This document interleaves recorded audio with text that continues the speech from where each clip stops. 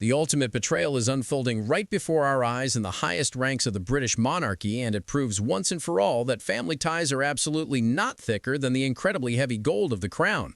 Imagine your own brother driving literally 2 miles past your front door, making direct eye contact with your driveway, and completely ignoring you while the entire world actively watches your incredibly catastrophic public downfall.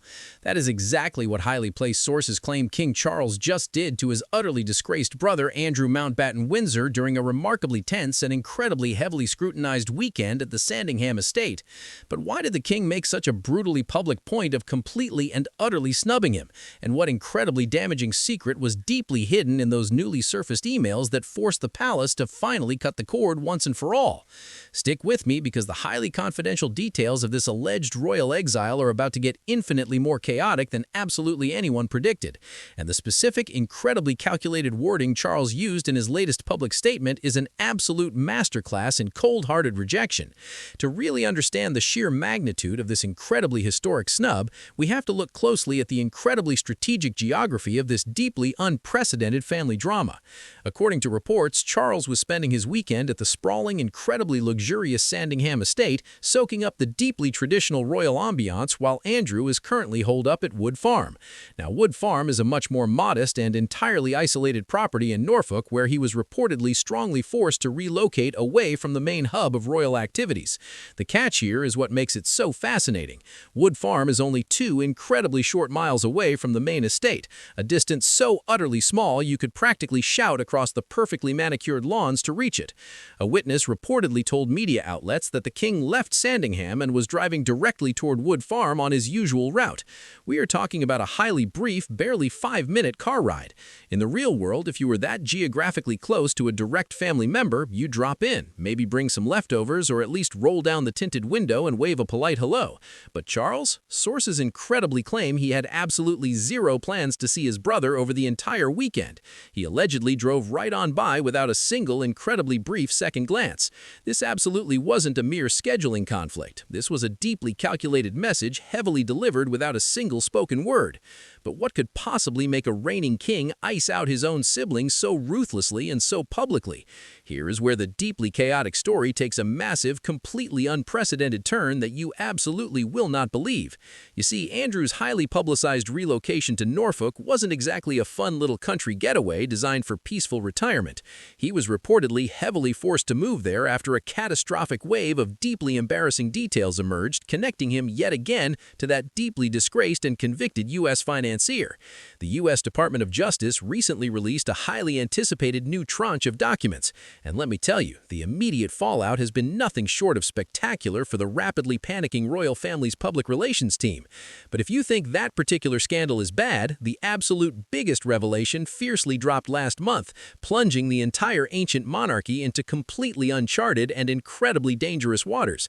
Andrew wasn't just facing bad press or uncomfortable interviews anymore. He was reportedly officially arrested on deeply shocking suspicion of misconduct in public office. Let that incredibly heavy reality sink in for a second, because this is entirely uncharted territory for the modern royals. A former high-ranking working royal, the very man who used to literally walk respectfully behind the late Queen during massive state events, was hauled in and held in strict custody for 11 agonizing hours.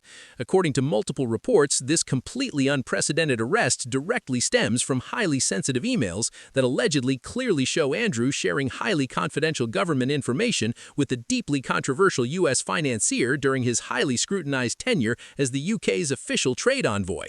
Yes, the exact same trade envoy role that was supposed to completely represent the absolute best economic interests of the entire British people on a global stage. Now, it is incredibly important to note that Andrew has vehemently and consistently denied absolutely any wrongdoing, and was eventually released under active investigation, but the immediate catastrophic damage to the global royal brand is astronomically high. Just imagine sitting alone in a highly sterile holding cell for nearly half a day when you were deeply used to having highly trained footmen literally iron your expensive shoelaces and cater to your every single whim. It is a completely stunning and absolutely catastrophic fall from grace that honestly heavily feels like it completely belongs in a highly dramatic premium cable television show rather than actual real life. And yet there is an even deeper, significant significantly more savage layer to this absolute mess that nobody in the mainstream media is actively talking about, and it centers entirely on exactly how King Charles is systematically, completely dismantling Andrew's absolute remaining dignity piece by piece. Following the highly shocking arrest last month, the king swiftly released a highly formal statement, and if you carefully read deeply between the highly calculated lines, it is quite literally the most absolutely brutal piece of heavily sanitized corporate speak ever directly directed at a close family member. Charles explicitly said, "I have learned with the deepest concern the news about Andrew Mountbatten Windsor and suspicion of misconduct in public office." Did you intensely notice anything distinctly and incredibly missing from that highly specific sentence? He absolutely did not softly call him the deeply respected Duke of York. He absolutely did not call him Prince Andrew. He incredibly did not warmly call him his beloved brother or even mention their familial connection. He coldly called him Andrew Mountbatten Windsor. That is the highly specific legal equivalent of angrily calling your sibling by their entire full government name when you are entirely and permanently disowning them publicly. By highly strategically stripping away every single royal title in that one highly publicized sentence, Charles effectively aggressively told the entire watching world that this deeply controversial man is now just a highly vulnerable private citizen, completely and utterly severed from the deeply protective historical shield of the powerful crown. It is a truly brilliant, albeit incredibly icy, incredibly defensive public relations maneuver designed to save the throne at all costs. As someone who actively watches these highly dramatic royal maneuvers closely, I actually have to respect the sheer ruthless, highly calculated efficiency of it. Honestly, my own personal opinion is that if I had a deeply chaotic sibling bringing this level of absolutely unprecedented international legal heat directly to my personal doorstep, I might angrily block their phone number, but releasing a massive global statement publicly referring to them exactly like a random stranger in a highly sterile police lineup is a deeply savage level of pettiness that I can honestly only deeply aspire to achieve. It is incredibly humanizing in a twisted, highly sarcastic way, proving that no matter how many palaces you own, family drama is universally petty and universally exhausting. But the heavily analyzed statement absolutely didn't smoothly stop there, and the highly critical next few lines deeply reveal exactly how the heavily panicked palace intensely plans to actively handle this incredibly massive impending legal tornado. Charles smoothly went on to boldly say that what incredibly now strictly follows is the complete, full, fair, and proper legal process by which this highly sensitive issue is carefully investigated by the appropriate legal authorities in the proper manner. He then fiercely added that those exact authorities completely have the royal family's highly full and wholehearted absolute support and total cooperation. Carefully translate that incredibly specific language from highly guarded royal speak into deeply plain English, and he is essentially loudly telling aggressive law enforcement, "Take him, he is all yours. We are absolutely, completely done hiding him tightly behind the towering palace gates anymore." Historically speaking, the deeply secretive royal family has gone to absolutely extraordinary, highly questionable lengths to protect their deeply flawed own, aggressively burying highly damaging scandals and actively utilizing their immense, incredibly vast soft power to fiercely deflect highly legal inquiries from reaching the inner circle. The late Queen, respectfully bless her deeply loyal heart, famously had a highly visible soft spot for Andrew, and often seemingly aggressively shielded him from the absolute harshest public consequences of his deeply questionable actions. But King Charles is playing a completely different, highly modern game of survival.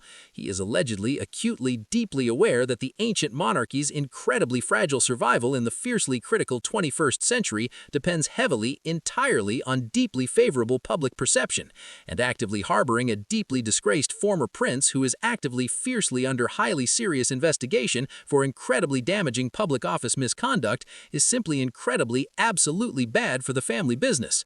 Charles fiercely ended his highly dramatic statement with a perfectly, completely icy sign-off, explicitly stating that as the highly complex legal process actively continues, it would incredibly not be right for him to actively comment any further, and that, meanwhile, his highly dedicated family will absolutely fiercely continue in their deeply sworn duty and highly public service to the incredibly loyal public. Boom! Absolute mic drop. He essentially heavily washed his highly privileged hands of the entire incredible catastrophe and deeply walked away without deeply looking back even for a highly brief second.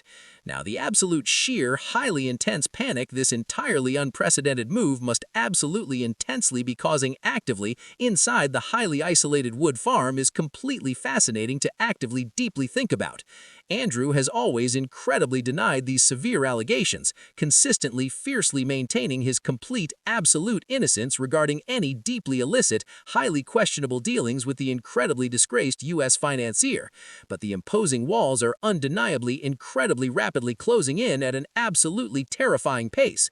Actively being completely released entirely under active, heavy legal investigation deeply means the highly oppressive dark cloud of incredibly heavy suspicion is actively fiercely hanging directly over his isolated head every single incredibly agonizing day. Furthermore, actively fully knowing that the incredibly powerful King of England will absolutely entirely not even stop for a highly brief 5-minute cup of highly comforting tea when he is literally completely driving right physically past your incredibly quiet house has to absolutely incredibly be the ultimate, deeply brutal wake-up call that you are completely, absolutely